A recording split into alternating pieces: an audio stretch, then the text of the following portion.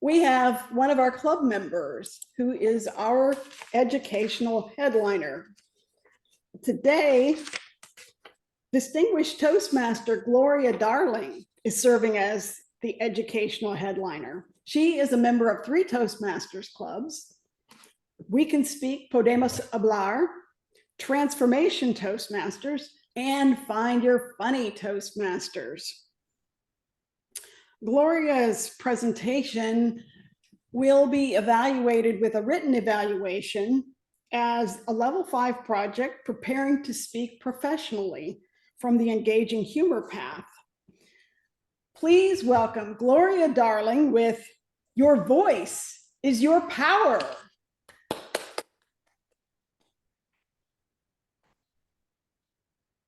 Thank you, Marjane. Fellow Toastmasters and esteemed guests, for joining me today to discuss the incredible power of your voice, both literally and metaphorically. Your voice is a powerful tool. Think about the speeches you've given in the past year. What was your primary speaking topic? How confident are you that you successfully conveyed the message you wanted the audience to receive? Today, we'll discuss 3 goals to ensure powerful speeches. These goals are to inspire, to educate, and to entertain. We're not giving tips to petty foggers so they can con us anymore, but we move along. This reminds me of a quick story. About 20 years ago, I had visions of producing a local television show. My working title was Angels All Around. I wanted to feature local people doing good things for others. At that time, there was a local station in town with a few 30-minute slots available. I was bursting with excitement. And as I went to meet Mr. Bauer, he was the station manager, and I think maybe the owner as well. Mr. Bauer and I discussed my idea, and I was ready to make payment and do whatever to get on the air. But guess what? During that appointment, Mr. Bauer was an angel to me. He could have taken my money and allowed me to present garbage over the airwaves. Whether there was a real audience or not, there may have only been 19 people, but he did not let that happen. Mr. Bauer refused to take my money. He took the time, however, to provide me with some guidance. He said, "The shows that succeed on this network are those shows that stimulate emotion." He told me that the audience must be inspired, they must be educated, or they must be entertained. He made it clear that my idea was okay, but I still needed some work in order to generate the proper emotion to make it a successful show. I am grateful to Mr. Bowers to this day. Shortly after that conversation, I was inspired to join Toastmasters in my new home city of Tallahassee. I had previously been Toastmaster in Miami, but I let it go. That's a story for another day. When we talk about inspiring others with our voices, it's all about tapping into emotions and the passions that drive us, as well as what we're trying to convey to others. To inspire means to fill someone with the desire to do something or achieve something, to motivate them. Think about the influential people: Martin Luther King, Winston Churchill, Oprah Winfrey. When speaking, each of them had the skill to paint vivid pictures with their words, stir emotions, and ignite change. The first key to inspiring others is authenticity. Yeah, I know we hear the word a lot these days. Almost every coach on the internet is authentic, wouldn't you agree? But authenticity is valid. Your voice must reflect your genuine beliefs and values. When you speak from the heart, people can sense your sincerity and more likely to be inspired by your words. One of the most potent ways to inspire is through storytelling. Stories are memorable and relatable.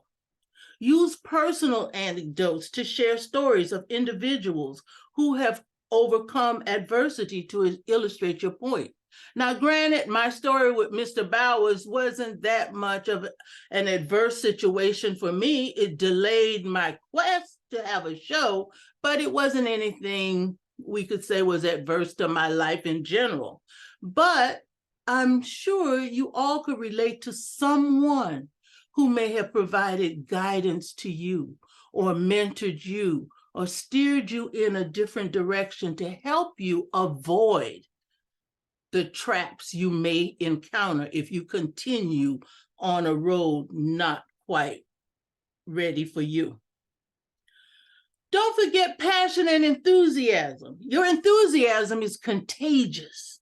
If you are passionate about your message, it's more likely to ignite a spark in your audience. Speak with conviction. I have conviction. I'm always accused of being a bit too passionate.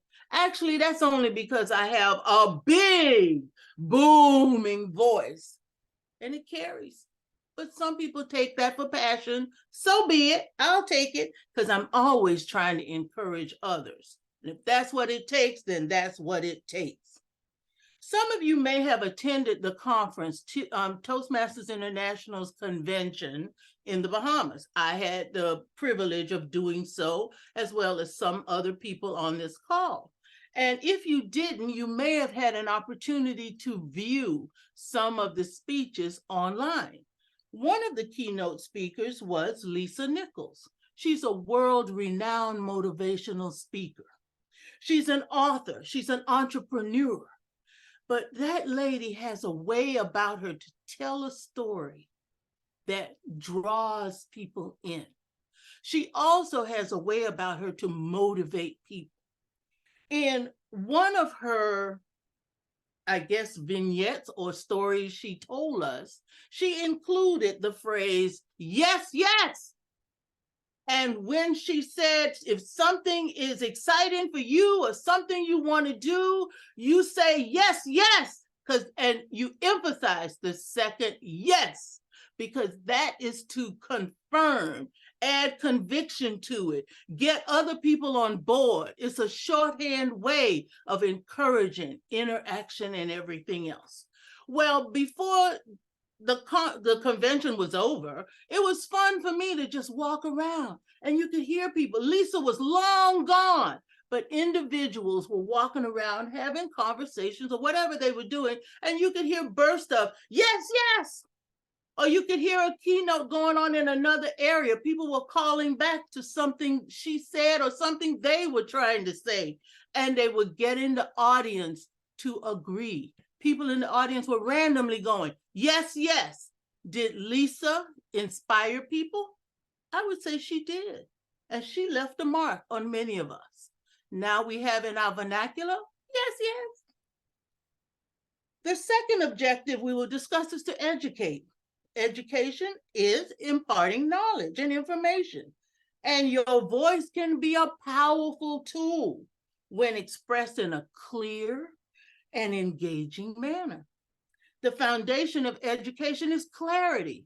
Make sure people understand what you're saying, not just throwing the words out there, but avoid jargon, avoid technical language. You know the drill. We've all been around, we've worked.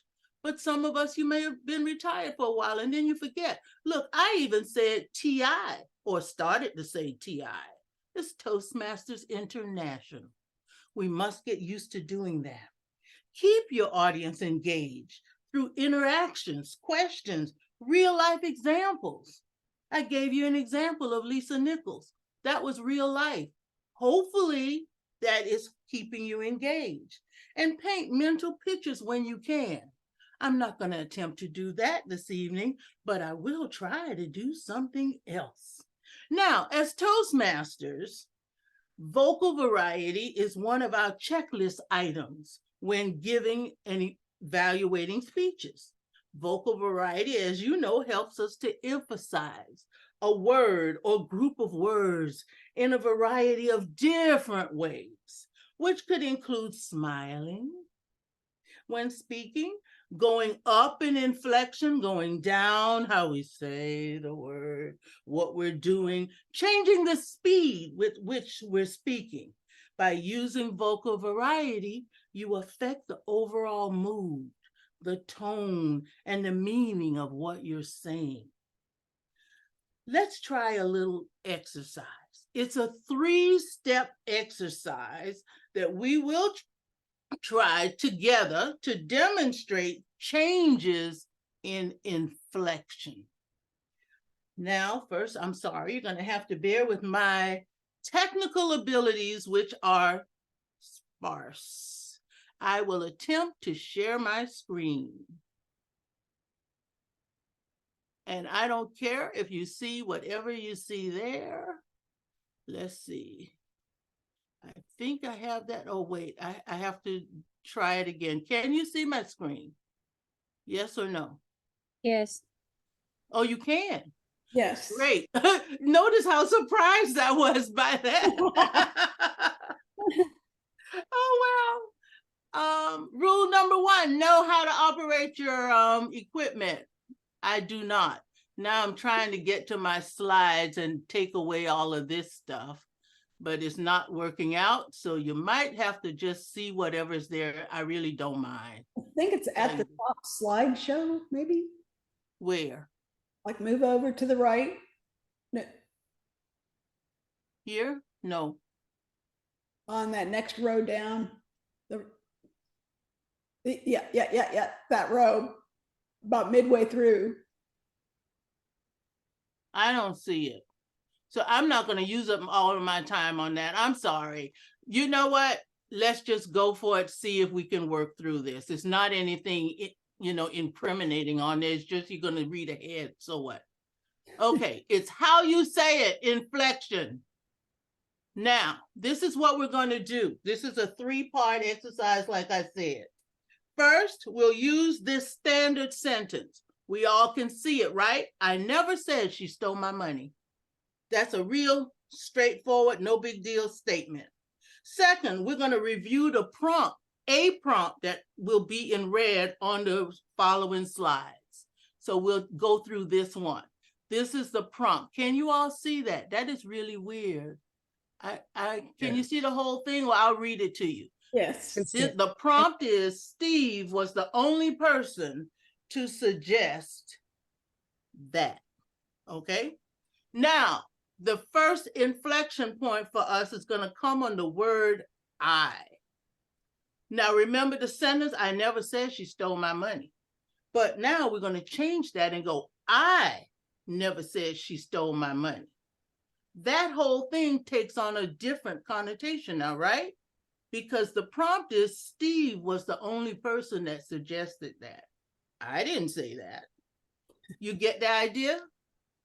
Okay, so now we're going to move along, and if you will bear with me, I'll try to call on people randomly to try to say something. For example, Angela, you're a visitor, you're our area director. Try the next one. The prompt is, if I can get to it, oh my God. So stop saying that I did. I never said she stole my money. Again, can we see the difference in that? I never said it. So stop saying that I said it. All right, then we're going to move on. How about Francine? Try the next one. Instead, I wrote it on a sheet of paper. I never said she stole my money. All right, let's see somebody else. I want to get some people randomly here. Susan Schultz. I never said she stole my money.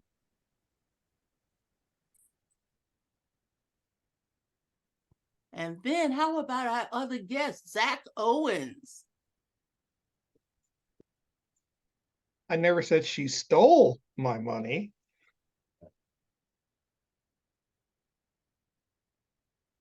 Rajiv, I never said she stole my money. and Paula. I never said she stole my money.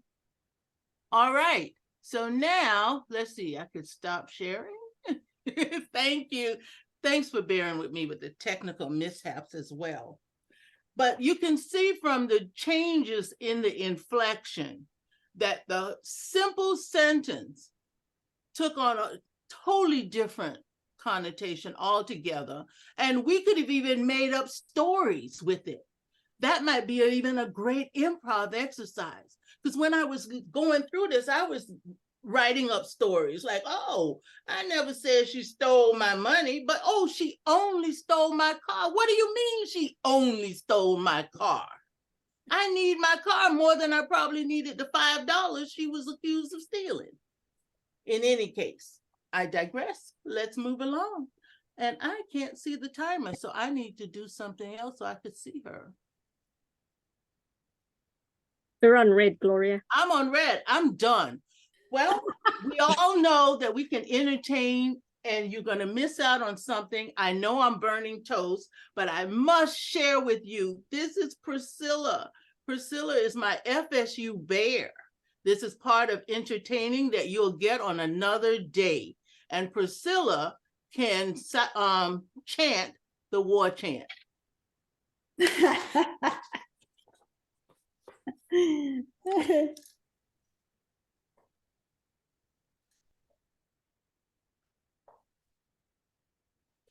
All right, thank you, Gloria. And, give Priscilla a big bear hug.